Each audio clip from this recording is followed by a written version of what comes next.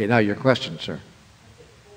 From the principles of attraction, I have a question. I believe in the principles of attraction. I've seen it work in my life and others. But the thing that haunts me is when you see children in other parts of the world, and I guess this is really, although we have a hard time comprehending it, happens in a large portion of the world, who are starving. The old starving children question. Right, and they got to be praying for their next meal, and their parents have got to be praying for their next meal. So why isn't it working for them? Okay, thank you. It's the old starving children question, and we get it at every single retreat. We had it yesterday. You get it every single retreat. Not to make light of it or to make fun of it, but we've come to call it the old starving children question, because the question's larger than just that. It's not just the starving children. It's about why do bad things happen to good people generally, whether it's starving children in India or the earthquake victims in wherever, Guatemala, it doesn't matter. Why do bad things happen to good people? Since nobody calls those things forward, nobody is asking for those things to occur, why in fact then do they occur? And how does the energy of attraction interplay with them? That question, by the way, is answered head on in Happier Than God, so when you get home, do print out the manuscript and do read it and look for the chapter that talks about essentially why bad things happen to good people. Let me give you a broad-based answer here, answered much more fully and in much greater detail in the text. Fair? But in general terms, this much to know. Of course, it would be insane to suggest that anyone is calling forth being starved to death or dying in a hurricane in New Orleans, or any of the bad things that happen to us on the planet. Obviously, those aren't things that we are selecting, choosing, and intentionally creating. So why do they happen? Why does anything bad happen, since nobody is deliberately calling it forth? So-called bad things happen to so-called good people for a number of reasons, not the least of which is not knowing what to do within the contextual field when the law of opposites presents itself, number one.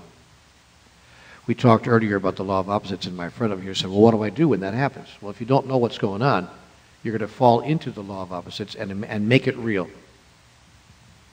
So you will, in fact, pray for food and be starving.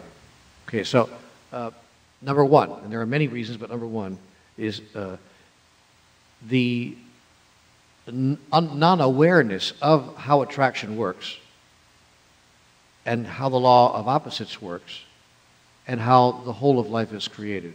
Please understand that what we're talking about here in this room is really understood by, as my friend would tell you, 1/100th, that may be a high number, of the population. So that's of the general population in the world. You know, there are 6 billion people in the world, and I venture to say that not 10 million of them know what we're talking about here. The nothing, everything?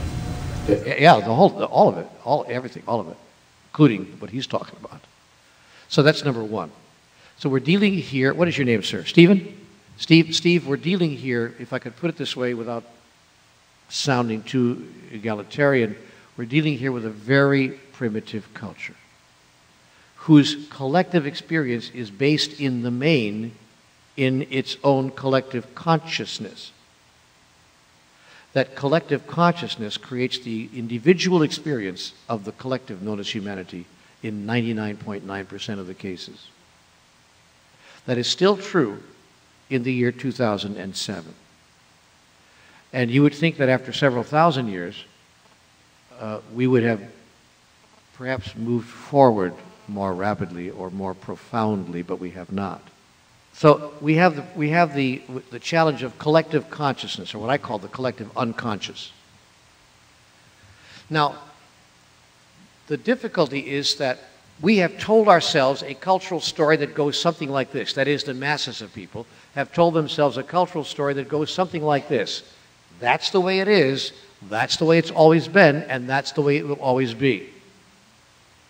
So, for instance, there are certain races of people on the planet not every member of which, but the largest number of members of which, have a racial consciousness that makes it extremely difficult to raise the economic, cultural, and social standing of that ethnic group, because the consciousness of the culture mitigates against it.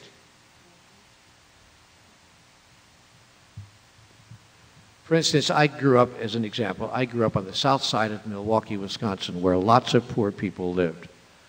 I was in an area of Milwaukee which was called, in a very uncomplimentary way, how do I say this?